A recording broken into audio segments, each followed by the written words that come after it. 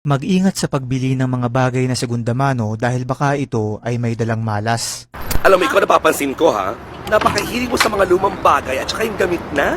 Ang luma kasi, mas may character. Sa unang tingin mo pa lang, parang may sinasabi. Mga kaibigan, isang lumang paniniwala ng mga sinaunang Asyano ay ang pagsusuot o paggamit daw ng mga segundamanong bagay ay maaaring magdala ng negatibong enerhiya sa iyong buhay, lalo na kapag yung dating may-ari ay namayapa na at hindi mabitawan yung bagay na yun. Sa isang published paper noong 2023 na pinamagatang Negative and Positive Contamination in Second-Hand Fashion Consumption, nakasaad dito na sa ancient Korea at iba pang East Asian cultures, may isang stigma na nagsasabing ang pagsusuot ng mga second-hand na gamit ay konektado raw sa malas. Ayon naman sa ilan ay hindi raw totoo ang bagay na to at ginawa lamang ng kung sino upang maging maingat ang mga tao sa pagbili ng mga pre-love items dahil na rin sa iba't ibang health concerns. Noong 2009 nga sa ikalawang bahagi ng Shake, Rattle and Roll 11 ay ginawan ito ng palabas na pinamagatan namang Ukay-Ukay na binansagan bilang isa sa may pinakamagandang visual effects sa Filipino film noong mga panahong yun.